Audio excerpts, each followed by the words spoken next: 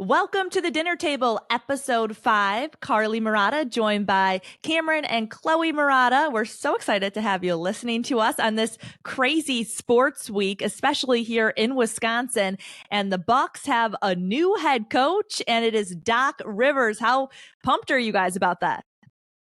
It is pretty wild times right now in Milwaukee. Obviously excited that whenever you get a Marquette guy to come and coach your favorite professional sports team, it's exciting. So, obviously a lot going on, as you mentioned, for us Milwaukee sports fans. We got the Bucks making changes, the Brewers adding people to the team, the Packers just knocked out of the playoffs and firing their defensive coordinator, and a great interview we just had with Jason Wilde. So a lot to talk about here on the dinner table. Yeah, we're excited to get to that interview with Jason Wilde, the host of Wilde and Tausch. He is a fun guy and had great Packers insight, so stick around for that. And he touches a lot on the Joe Barry news of the day as well. We didn't talk about who the Packers might hire as their defensive coordinator with Wilde, but look out for Jim Leonhard. Maybe he makes, he goes to the Packers. I want it. And I'm so biased. Literally.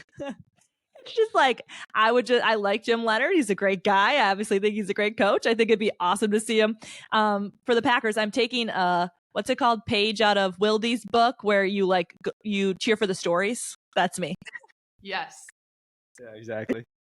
So, all right, let's get into the Bucks. Obviously, they fired Adrian Griffin yesterday, and already today the Bucks have not released an official statement yet, but I bet by the time this podcast comes out there will be one.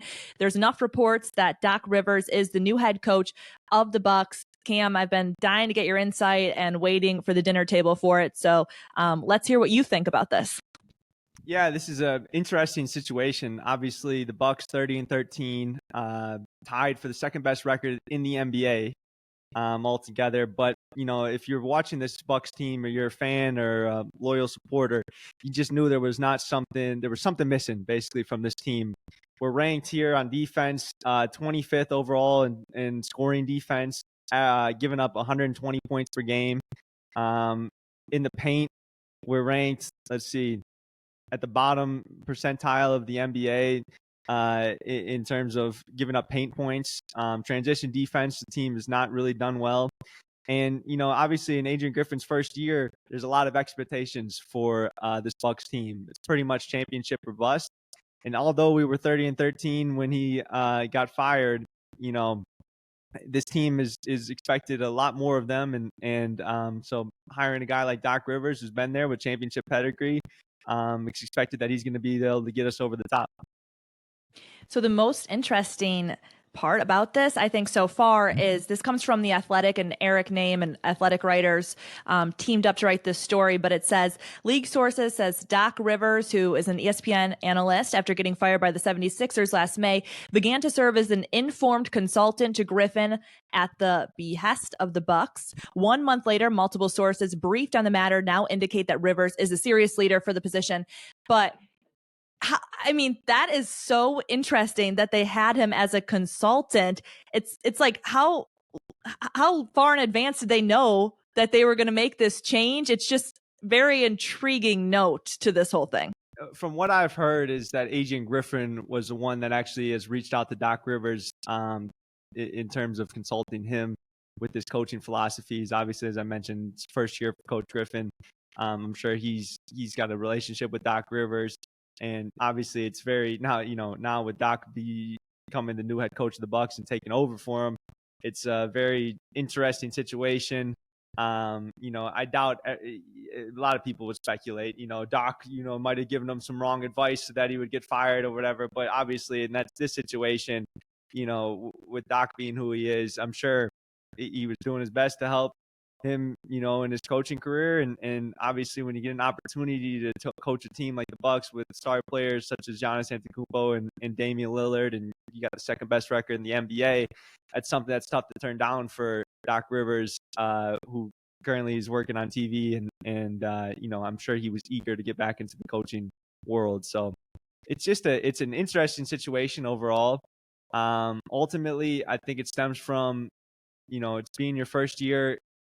It seemed like Coach Griffin was a little bit treading water, and he was a little bit over his head, I think, in his first year, and I think to some extent there's been reports that have come out that he began to lose respect from the locker room, and once that's done and completed, it's tough for you to bounce back from that. And one of the ways that shows up on the court is on the defensive end. And, this team was winning games offensively because of how skilled they are and the amount of points that they're able to put up. And especially in the fourth quarter, when you have a guy like Giannis who's averaging 8.8 points a game, leading the league in fourth quarter points, and then a guy like Dame Lillard who's known for Dame time, you can win games in the fourth quarter and not necessarily play your best basketball throughout the whole portion of the game.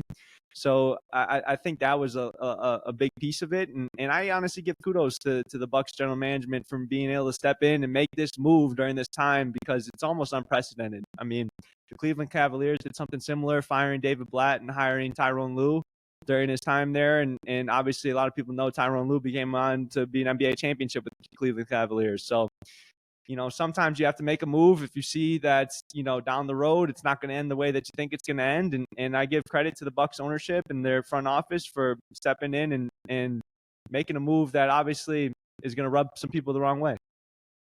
I kind of want to take a different perspective here and just kind of look at it. I think like Cam gives very good insight on, the organization and stuff, but just as a typical person and a fan, and thinking about Coach Adrian and kind of what he's going through right now, right? So, I mean, you have the best record as far as coaches getting fired in this time of the season, right? He's 30-13. No coaches usually get fired around that record. He came here kind of excited about what the future would hold. You got Damian Lillard coming in. And I think honestly, like, this is surprising. And we didn't really touch on that because there's so many reports and there's so many, Doc Rivers is the consultant and this whole thing. And everyone likes to talk about that. But when you look at it from a fan's perspective, it's shocking. And I kind of wanted to talk about the way that the NBA is ran a little bit.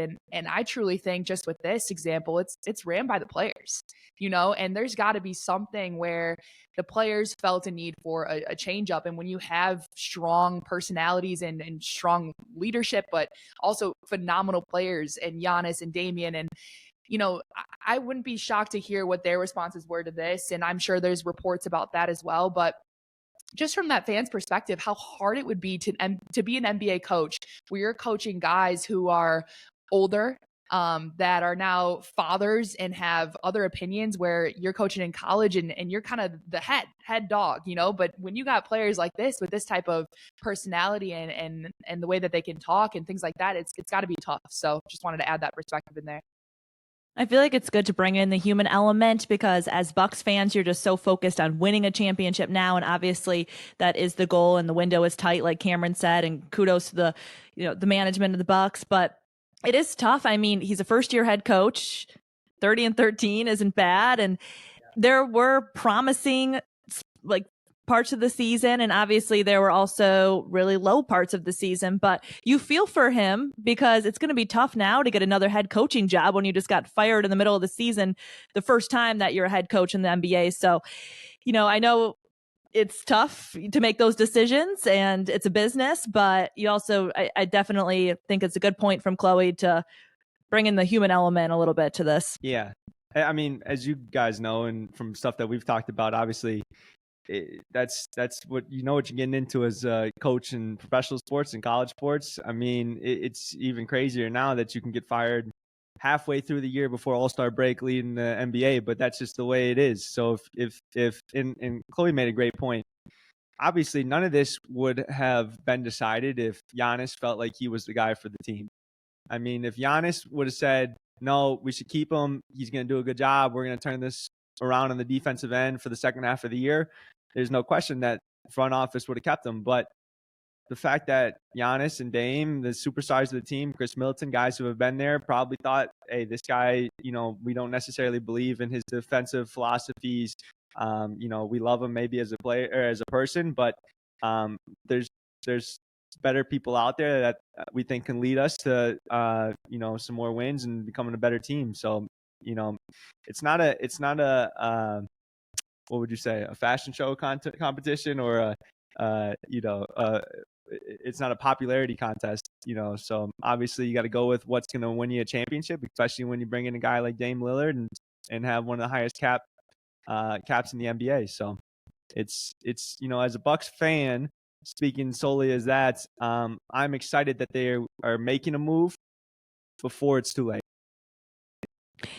Going off of that Giannis thing, we played a clip yesterday just about Giannis talking about after a loss, just the way we're playing defense. That's not who we are. That's not who the Bucks are. And he was going on a tangent about the way that they were playing defensively, and he was just so frustrated. So I definitely agree with what you said, Cam. And, right off the bat, they had Terry Stotts, the assistant coach, step down. So it just seemed like things were kind of off from the start. I also talked with ESPN's Jamal Collier yesterday, who covers the Bucks for ESPN, and he said, Dame came in after Adrian Griffin was hired as the head coach, and he just feels like he never adjusted to coaching a guy like Dame and coaching Dame and Giannis together, and he just never made the adjustments that he had to. One of the things is when you become a first-year head coach, and you have coaches on your coaching staff, like a Terry Stotts, who's coached as a head coach for a long time in the NBA. There's part of you that you're a little concerned that the players might start leaning towards Terry Stotts and believing in his philosophies over your own because you haven't had that experience yet. So, early on in the year, from people I've heard from within inside the Bucks organization, Terry Stotts felt like he, might have had some different beliefs than Adrian Griffin. And I think Adrian Griffin was worried that he would lose the team to Terry Stotts, at least initially early on, with, some of his philosophies or some of the respect that the players had for coaches who have done this already. And so that's kind of that separation there. And you can see that, there was a little bit of unwavering support, at least in this early half of the year for Coach Griffin. All right, guys, I want to get a little bit more into Doc Rivers. So obviously we're excited. He's a Marquette guy. Our dad played basketball with Doc, so we go back with him. We've been hearing stories about Doc our whole lives. So we are excited to have Doc back in Milwaukee. Obviously, as a person, we also think he's a good coach, but there's a lot of worry. A lot of fans weren't exactly that excited about it. And a lot of it has to do with how he has been in the postseason. He's won 51.6% of his games in the postseason. Not that great. Blown a couple of big leads in the postseason. So I'm wondering how concerned you are about that, and if you think he can make the adjustments necessary in the postseason. Well, we're going to find out, and this might be the last opportunity for Doc to prove it. Obviously, this is quite a gift to get halfway through a season, becoming the head coach of a team that's second best record in the league with Giannis Antetokounmpo and Dame Lillard. So, the knock on Doc has been he won a championship in 2008. Obviously, it's been over like 15 years since he's done that, and so now, and he's had a hell of a couple teams with the Clippers and the Sixers, and coaching Chris Paul and prime Blake Griffin and Jamal Crawford, DeAndre Jordan. Then he goes to the Sixers and he's got Joel Embiid and Ben Simmons and Tobias Harris, and they lose. They were the number one seed overall going into the playoffs, and they end up losing to Atlanta Hawks. So, Doc's had some years now where he's had some really, really talented teams, and he's definitely underachieved with them. And it'll be interesting to see what he can do with the Bucks. Now, one thing I would say about Doc is that as he comes in year one, I think a lot of times for Doc and coaches who coach like Doc, more of believes in finding that edge off the court and really pushing his players off the court and focusing on their mentality, almost more as like a college coach would. That stuff can work in year one. Now, over time, it might wear on players, especially NBA guys who, they're getting paid more than these coaches are. They've been around, they're veterans on teams in the NBA. It's a long, long season. That can wear on you long term. But, year one, especially from a guy who has won a championship, he's coached probably over 10 Hall of Famers. And now he's got 2 Hall of Famers, future Hall of Famers on a team with the Bucks. He's known to be able to handle some personalities. So we'll see what he can do. And I'm hoping for all the best as a Bucks fan, as a Doc Rivers fan, as a Marquette fan. So, I'm excited about it. And there's, at this time, I don't think there's anyone else better for the job than him. Agree, and good to get some experience in there as well. All right, let's get into a fun story this week. It definitely has made national headlines, and it's just like an inspiring, cool story. Chloe's going to talk about the TCU women's basketball team and what they've been through, and, take it away, Chloe, with their story. Yeah, so my course this week is TCU women's basketball. This is a crazy story and one that we can really all appreciate, but also it's a little bit unfortunate as well for TCU. So TCU went through many injuries, couple ones that are season ending, a couple that are just 6 weeks out, in Sedona Prince, which many people know for being, the TikTok star, and she hurt her thumb, so she might be coming back, but regardless, they go out to have the best start in program history with 14-0. They were one of the only undefeated teams 14 games into the season. Everyone was looking at them like, wow, this is phenomenal. And then boom, boom, boom, injuries happen. And all of a sudden, they don't have enough players to put on the basketball court, which is something that you never hear of in college basketball.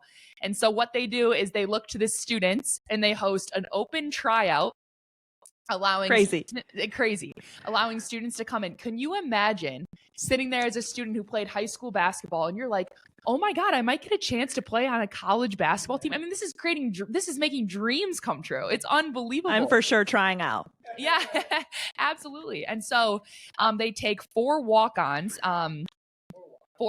that are added, and one of them is Sarah Sylvester, and she's the middle blocker for the TCU volleyball team. And this is the first time in the Big 12 era that a player has played both volleyball and basketball, which is just so cool to me. She's 6'3". She's a good body to have out there. She played high school basketball all 4 years and had great stat lines through that. And so I'm excited to see where this TCU team goes. Unfortunately, with their injuries, they had to forfeit 2 games, and they actually took 2 losses, and those teams took 2 wins, which is unfortunate. But this last game where they had the 4 walk-ons, they beat UCF 66-60. Only one of the walk-ons had a chance to play, and that was Sarah Sylvester, who's on the volleyball team. She came in just for a minute, but it will be interesting to see how this goes in the future. And can you believe this? How many girls did they end up losing altogether? Do you know? Yeah, I mean, to not be able to play in 2 games, you had to lost 5 girls at least, or maybe 6, 7 girls. I mean, most of these teams have 12 girls on a team. Yeah, I don't know the total number, but I know their 3 leading scorers are all injured, can't play. So they're playing without their 3 leading scorers and just went out and beat UCF yesterday. They have Texas Tech on Saturday, too. I was listening to that interview from Mark Campbell on ESPN last night, and he was saying we can't even play 5-on-5. We haven't even played 5-on-5 in practice because we don't have enough people. These kids, he said, these kids are just going to class. It's really cool, refreshing to see the spirit, dream come true for these youngsters to be a part of a Big 12 team. And he was also saying it's not that easy though too, like just to take these girls in. They had to go through physicals, they had to talk to their teachers, like they're like missing class now. Their lives have changed. They're part of a Big 12 basketball team now, and we're just chilling and going to class. I mean, it's unbelievable to think about how much their lives have changed. I mean, they're not going to go to Thanksgiving dinner anymore. They won't see Christmas. I mean, this is new for these girls, and I think it's unbelievable. And I think Sarah Sylvester on the volleyball team has a different perspective, just knowing that she's played college sports before. She's been through this where you have to be so committed and sacrifice so many things. And so I think she's going to be a great addition to the team. And for the other 3 walk-ons, not only is the time commitment going to be something that's different to them, but I'm interested to see where this culture leads with this team. You have 4 new walk-ons who come in who are not recruited in high school, and you got this team who has some of these girls who are injured that are coming back. And yes, some of them were the top leading scorers, and they will have a chance back on the court as expected. However, some people, you never know. You never know if you're losing playing time, if all of a sudden these girls are getting more reps in practice than you. And sometimes that can become a little bit back and forth. And so it's really important for this head coach to figure out a way to have these 2 groups essentially kind of combine and create different chemistry with each other. So I am interested to see that as well. Not to mention, this guy's in his first year as well as the head coach. And not to always bring it back to Marquette, but that's something that Wojo had to go through when he was in his first year as a head coach at Marquette. He ended up bringing on 2 managers from the women's team, and Michael Mackey and Matt Mackey, and they became walk-ons for the team, and they weren't able to play 5-on-5. And I mean, it's amazing that stuff happens in college sports, but it also shows you like how cool college sports are, because now you have a whole university behind you. You have people at the rec center that have probably been dreaming about doing this and making tryouts, and we would hold walk-on tryouts, and there'd be 40 boys and guys that would show up for it. So I know they would love to be able to wear a Marquette uniform or a TCU uniform in this instance. And so it's pretty cool to get that whole university feel behind them. I'm just picturing myself go ahead. Playing for your team, Chloe, coming up as a point guard, crossover, stolen. I'm out. I try my best. And honestly, if I'm on the Marquette team and this is happening and my little sister or big sister comes walking down those bleachers, I might be like, oh man, coach, this is going to be a long season. But no, I just wanted to add one more thing. A lot of people know them. The Cavender twins are very popular on TikTok. They played at Miami, and one of the twins decided to come back and play another year, and she committed to TCU. And so I was interested to see if they're going to try to work out something with the NCAA to try to get her to come earlier to TCU. That hasn't happened yet, but I could see something in the works there with that. I haven't even seen an article about that. And so I'm speaking, out of just straight thoughts. But I mean, she's a phenomenal player, and you might need to figure out something with the NCAA, except for it's hard to work past them. So is she the one dating Jake Ferguson?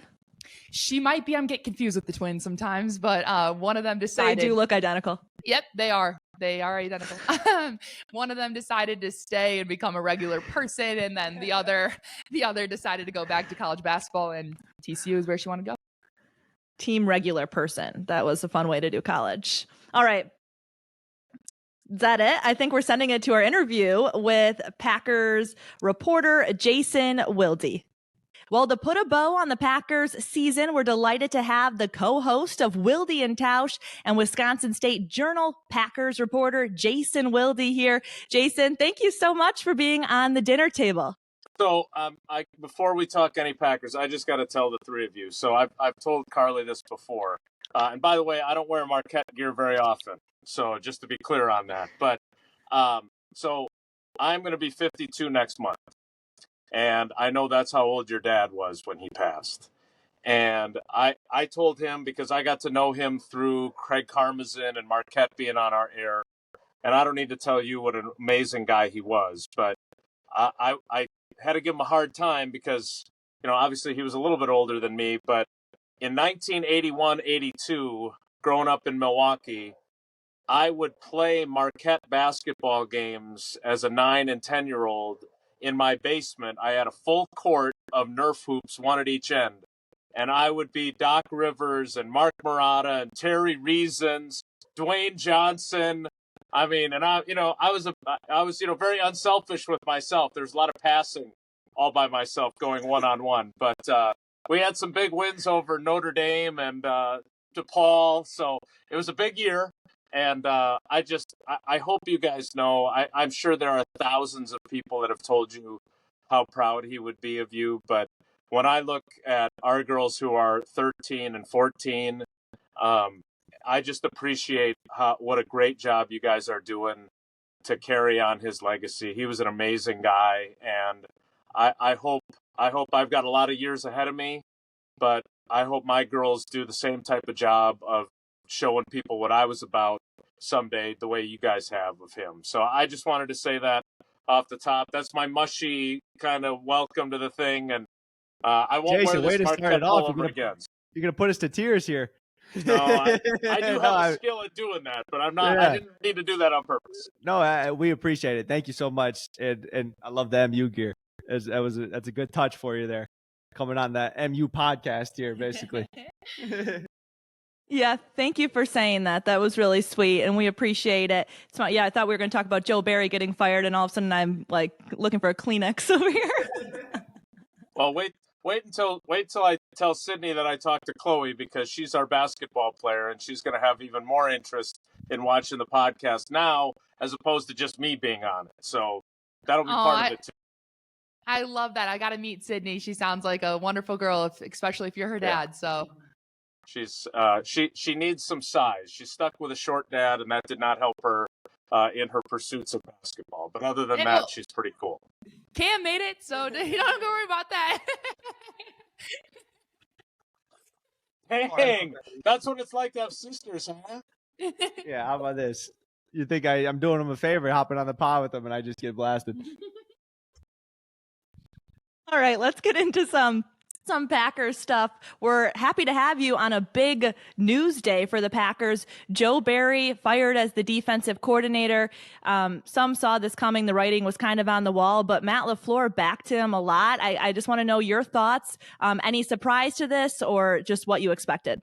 Not really surprising. I will say this, and I talked to a couple people during commercial breaks of our show this morning about this too. Like, it was interesting, the wording of the press release and even the quote from Matt LaFleur. And I know Adam Schefter reported this before I can, but I don't think that they've ruled out the idea of him sticking around in some other capacity, which I think tells you how strong of a feeling Matt LaFleur has for Joe Barry, the person and the coach. At the same time, I think it tells you he knew he had to make a change, no matter how hard it was and how much he likes him as a person, that it was time to go a different direction. They need to be more aggressive. They need to force more turnovers. They can't sit back and basically hope for the opponent to make a mistake while trying to put together a 10, 12, 14-play touchdown drive. So I think he knew this was the right decision. Carly, to your point, I mean, he did say like a week and a half ago, I couldn't be happier with the defense after what they had done against the Cowboys. And then when he was asked about what happened on Saturday night in San Francisco, he said the defense played fantastic. Not a word I would use when you give up the go-ahead touchdown drive, because that still counts too. But that, again, speaks to he felt like they were maybe trending in the right direction, but he really clearly believed no matter what his personal feelings were, it was time to make a change. And now it'll be fascinating to see which way he goes. If he stays on the Packers staff, do you think that could work out? It would be an odd situation. Yeah, that is odd. I think there's also kind of a track record here. When he fired Mo Drayton, their special teams coordinator, a couple of years ago, he was trying to find him a spot on the staff too. And look, if Joe Barry is capable of doing that and it can work, then that's fine. Joe Barry's a better person than me, though.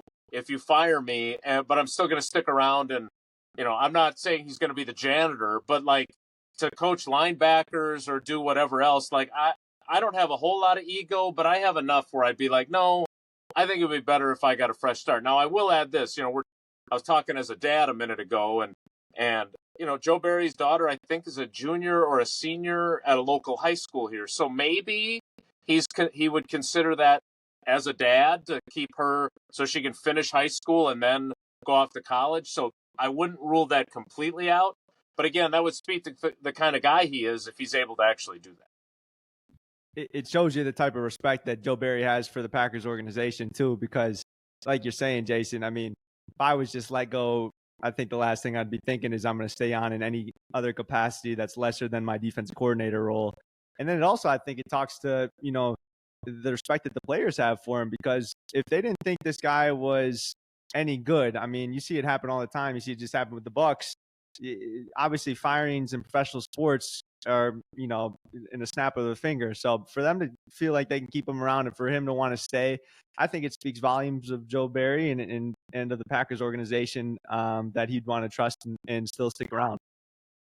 Well, and I think it does. It is too. There's nobody in that building that dislikes him as a person, but there was definitely frustration among players with the scheme, and they wanted to be more aggressive. And we remember last year, Jair Alexander was pissed that he wasn't matching up with the opposing number one receiver, and then he gets to match up with Justin Jefferson late in the year, shuts him down, and they win a big game at Lambeau Field. So I don't think there's ever been a question of respecting the person, but I think there were definitely disconnects between the players and Joe in terms of decision making, and that, to me, it doesn't matter how good you are. If your guys don't believe in you, that's going to make it awfully tough for it to continue. So Matt LaFleur just held his season-ending press conference, which you were at, and I want to know your takeaways from that. But I also want to ask you, you guys have a pretty good relationship, you and Matt. Like, it feels like, he can give you a little bit of shit, like you tweeted. That was funny. What do you what do you think about Matt LaFleur and just how we respond sometimes to your questions? Yeah, well, he's a lot more handsome than me, and he puts a lot more effort into his appearance, so I'll give him that. He's got better eyebrows. I'm very loyal to my hairstylist who's in Madison, so I've been waiting for the season end to go get a haircut again. I'm a loyal person. That's just who I am. So he looks great. I look homeless, but that's fine. He and I do have a really good rapport, and I'm sure there are times when my long questions he gets impatient, right? He wants to kind of cut me off. But I hope, and Carly, you've built a great career, and in TV, we know that you guys are often looking for that soundbite that fits into your newscast, right? You don't have time for a long soliloquy from a coach. As a writer and with radio, like I want more in-depth answers from him, and so my style, while annoying to some on social media, and probably not some, probably many, I do have a reason for doing that. And so when we had our little exchange, and I had a very short question about Bakhtiari returning next year, I mean, I thought that was pretty simple. But I did, if you look at the way this season played out, you got Bakhtiari who's pissed about Rodgers being gone. Then you got a locker room full of guys that are pissed that you traded Rasul Douglas, because that, at the time, they're 2-5. They just got their asses kicked by the Vikings. They got booed off the field. That felt like we're raising the white flag. Now, obviously, we know how the season turned out, but to those guys in the locker room, they were mad. Then you've got Devondre Campbell saying that he's not going to play through injuries anymore because people were mean to him on Twitter. And then, obviously, all the drama with Jair Alexander. So you put that all together, and I wanted to understand how close were they to teetering on the brink to this thing just going to hell? And, again, people can give me as much grief and he can give me grief for my questions. But in his answer, he admitted that there were cracks. And I would argue that you do not hear coaches I don't care if they're Al McGuire or Hank Raymonds or Mike Holmgren or Mike McCarthy or Matt LaFleur. You don't hear coaches very often admit that there were cracks in the foundation. They keep that in-house. And for him to acknowledge that those existed, that was the payoff of that question. And so, yeah, he can give me as much shit as he wants. I'm okay with that. It's usually in good fun. A couple times in my career, there have been some less than in good fun exchanges with other coaches, but I was okay with that on Monday. I do have to say, I like your questions. I'm a fan of the questions because you lay everything out there. So he's got to think about his answer. If you just asked him, how did you guys handle the adversity this season? He's going to give you that coach answer, right. But you detailed things that they faced. And so he's got to kind of give you a more in-depth answer, like you said. So I appreciate your questions and I enjoy them. Cam, you want to get into Jordan Love a little bit here? Yeah, absolutely. Obviously this year kind of seemed like the year of Jordan Love, and for the most part it was. And obviously as a Packer fan myself, and it was very exciting to see him take over the reins. I'm just kind of wondering, what expectations should Packer fans kind of set for themselves moving forward with Jordan Love? Obviously he had a phenomenal season. We've seen some other quarterbacks in recent years, they've had a good rookie season, but maybe it hasn't panned out to be there in the category of Patrick Mahomes and Josh Allen and those guys. So do you think that, Jordan Love should all of a sudden be considered in years moving forward to be in those categories? And are the Packers going to be a team to contend for NFC championships and Super Bowls in years to come? Yeah, that's a great question because I think there's a lot of layers to it, right? I mean, for starters, you guys, we've all, to varying degrees of success on this panel, mine being the least, have been athletes, right? And so when you have some success, Mike McCarthy, when he took the job as the head coach, he told the team, and Tausch was on that team, our biggest challenge will be handling success. And then he told us that in the press conference, and I was like, what? Like, you had the worst offense in the NFL last year with the San Francisco 49ers. You're taking over a team that was 4-12 in 2005, and you're worried, well, it's going to be really tough handling success. But he was right? And a couple of years later, they're playing for a berth in the Super Bowl. So I do think handling success is really challenging, and I do think Jordan Love is going to have to not only do that, but also I liken it a little bit to a pitcher going through a batting lineup in baseball. Like, they don't know the matchup with Jordan Love. And the first couple times, Jordan Love may hit a home run and a double. But now you start to figure out a little bit what Jordan Love is like and what kind of pitches he can't hit. And now those defenses are going to have a little bit better idea of how to approach him. So that'll be a challenge for him. But I think in terms of expectations, for me anyway, what said it all for me about how far he had grown, because, look, and I'm sure Carly has heard me say this before, like, I watched all of training camp in 2020, all of training camp in 2021. I mean, during 2020, I would do the show sitting in a section of Lambeau Field. I mean, this is during COVID, and we're all outside with masks on, and there's no one else in our section. They're practicing inside Lambeau Field, and every reporter all the way around the stadium had their own section because we didn't know what we were dealing with, right? So I'm sitting there alone, halfway up, watching him, and I'm like, this guy can't play. Like, he was indecisive. He was inaccurate. He never really stepped into a throw. And I was like, God almighty. Now, granted, he had not had any offseason because that was wiped out by the pandemic, but he didn't look good. And remember, he was the number 3 quarterback as a rookie. Like, they kept Tim Boyle as the number 2 in case something happened to Rodgers and someone else had to play. So all the folks that are going to say, oh, I saw this coming right away. No, you didn't. Yeah. Because the Packers didn't. So I think what speaks to how far he came, even from, that Minnesota game I mentioned on October 29th to where he was at the end, is that last pass that he throws in San Francisco. We're all looking at it going, all right, you broke one of the mortal sins. You threw late over the middle, right? He looked like Favre in that 2009 NFC Championship game in New Orleans, right? Yeah. Yep. But what it says to me about how far he came is I couldn't believe he threw that pass. I couldn't believe he made that mistake, which, as a first-year starter, that's exactly the kind of mistake he's supposed to make. And when you look at what he had done in the 9 games previous, 21 touchdowns, 1 interception, we had this feeling about Jordan Love that he was too good to make that boneheaded of a throw in a critical moment. And while it sucks that he did that, if you're a Packers fan, that should be the ultimate sign that this dude is legit.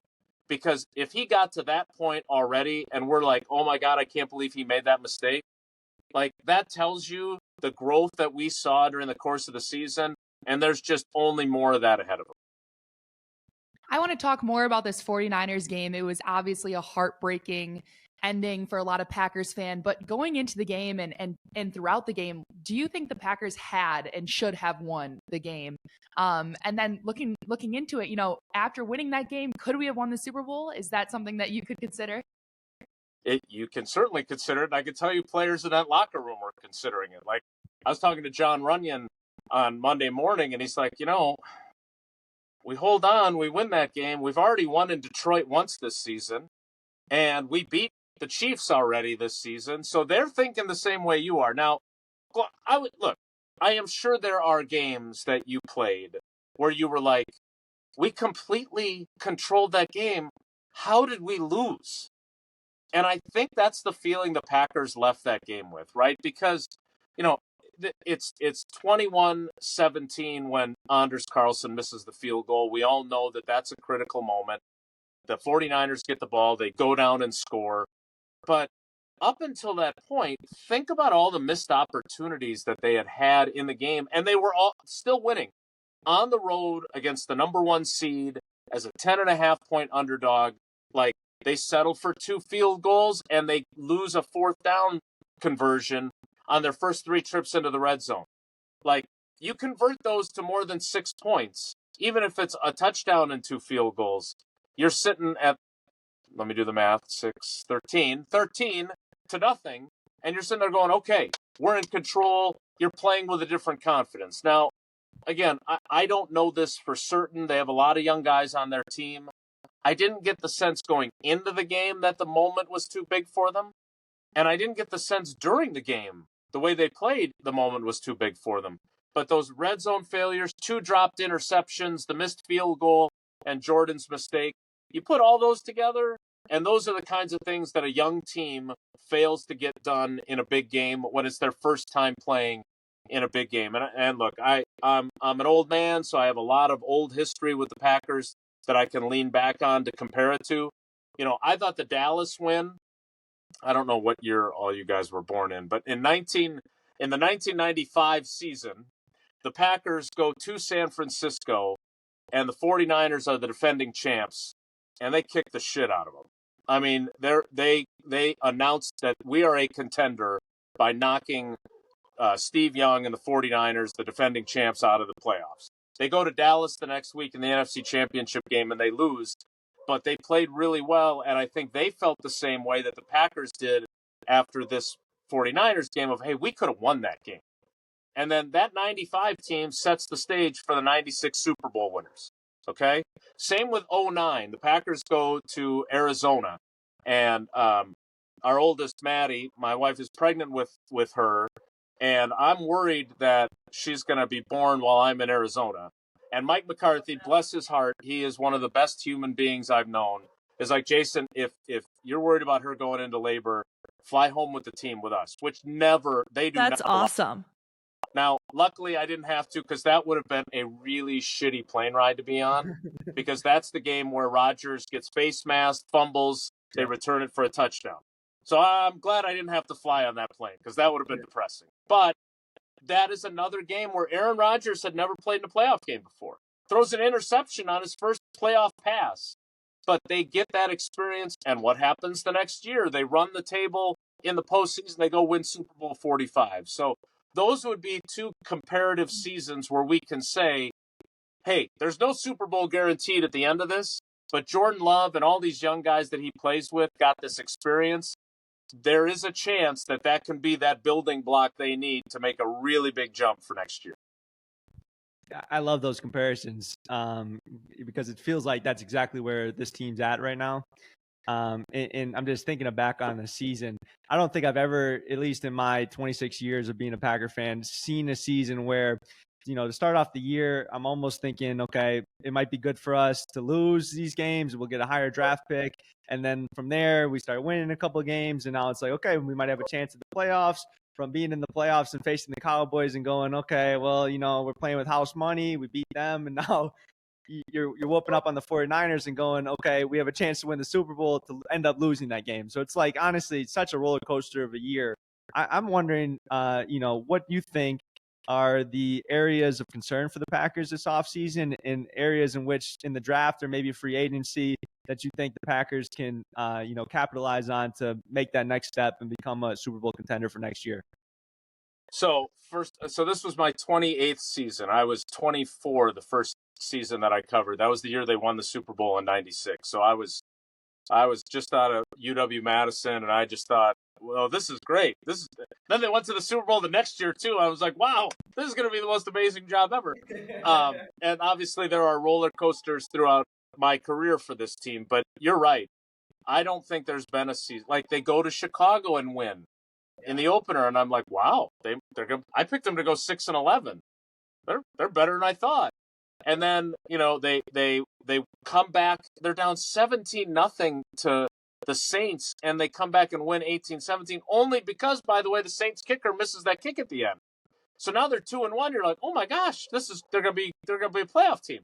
Then the bottom falls out, and I've got people saying, well, how high do you think they can get of a draft pick? Like you said, like they're 2-5, and I'm like, oh my God, I'm gonna be covering a 6-11 team. Like after I thought they got it together. And then for them to finish the way they did. Look, there's what I think is amazing, and you know, Tausch and I argue a little bit about this because he is totally in Goody's pocket. Like he just very rarely criticizes Goody. And Goody and I came up at we're roughly the same age. And as I was coming up as a reporter, he was coming up as a scout. So I've known him forever. Like all these other guys call him Brian. I call him Goody because I've known him since we were both in our 20s, right? But I have to be critical of him sometimes. And I think he screwed up the Devontae Adams thing. I don't think he got enough for Rasul Douglas. I think he clearly sent a message that he thought this season was going to shit when he traded Rasul Douglas. So I don't want to hear him whenever he talks to us next say, yeah, no, I knew we had what it took to be in the playoffs. I don't believe you. And that's fine. But to me, what's amazing is the draft he had on the offensive side of the ball, right? All this talent that he gathered for his quarterback. And look, I will admit, I would have loved to have seen, and I'm sure Carly's heard me say this on the show before, like I would have loved for Aaron Rodgers to say, you know what, I know I said I don't want to be part of a rebuild, but Goody comes to him and says, look, I'm going to get you a bunch of talented young guys if you can work with them. I would have loved for him to have said, oh, I'm going to be fun Uncle Aaron, and I'm going to make this work with them, right? But instead, he's kind of the grouchy uncle that you don't really hang out with at the family reunion. And it wouldn't have worked, right? He would have yelled at them and told them how shitty they were, and it wouldn't have been good. And so it was a perfect fit with Jordan. And then to see all those guys play as well as they did, what's crazy, to answer your question, is now they got to try and have a draft like that on defense, right? They don't know what they're going to do at safety. I don't think Devondre Campbell deserves to be back the way he has played the last 2 years. You've made some really big investments on that side of the ball already, and yet as you go into a draft where you've got a 1, 2 2s, and 2 3s, most of your needs are on defense all of a sudden, which is mind-blowing to think about, but that's how well he drafted this year. They're not going to have, even though Rodgers is off their cap, they're still going to be in kind of a tough spot cap-wise. They can create some space, but like they got to figure out what they're doing with Bakhtiari. They've got some other deals they've got to restructure. So I don't think they're going to be huge free agency players. He's going to have another really good draft like he had on the offensive side this year. All right, Jason, I got one last one for you. Who are you taking in the Super Bowl? Who's winning it all? All right, so I cheer for the story, right? I will not waste any of your precious podcast oxygen explaining how I'm not a fan, because no one ever understands it anyway. I was when I was a kid, though, when I was the Warriors and the Badgers. But I really want to see Detroit make it. I just think that's the most compelling story possible. I mean, they have gone through. You think Packers fans during the 29 years between Lombardi and my first year covering the team went through a lot? Try being a Lions fan, right? And so I would love nothing more than for them to go into Santa Clara and beat the 49ers. I think the Packers gave them a pretty good blueprint on how to do it. Jared Goff would have to play some mistake-free football, obviously. On the other side, it's funny because one of my best friends from college who actually worked at the Cap Times for a while, his name's Mike Carr. He's from Columbus. And we went to the Hall of Fame Bowl together. Like, we've been friends for a really long time. He's an NFL official. He's a down judge. And he was the official that Patrick Mahomes was screaming at after that game. No way. And so I know Patrick Mahomes seems to be a great guy. I'm sure he is. But he went after my boy. So I am rooting against him. So I want Baltimore-Detroit as the Super Bowl. I love all these in-depth reasons for why you want the teams. It was actually very interesting, so I'm glad that you shared. Yeah, Loyalty there. I'm a little obnoxious that way. No, you're right. You are loyal. Okay, Jason, thank you so much for coming on this podcast. First of all, you have the best personality. It's just fun to listen to you talk, and you're making us laugh, and such great insight on the Packers. So we really, really appreciate you taking time to join our podcast. I don't take compliments very well, so if I'm going to come back, don't do that ever again, okay? This was really fun. Chloe, I'm going to take you up on that. I want to make sure Sydney gets to meet you because she loves her basketball, and it would be great if you guys could hang out. Absolutely. I would love to do that. And also, if she ever wants to get in the gym together, I train a lot of kids right now. So please let me know. Chloe don't know how to do it though without any height. So I'll give you that example. We could talk about how she could play off of 2 feet and get in the paint a little bit. I know what your background is. So don't think that when I got this invitation, that thought did not cross my mind with you guys. And especially because as her dad, if I'm talking about following through and keeping your elbow in, doesn't mean as much if it comes from other people who she will perceive knows a hell of a lot more than her dad does. So I will be definitely taking you guys up on that. We totally understand that. Yeah, and I would love to. So that's awesome. All right. Well, thanks for having me, you guys. This was really fun.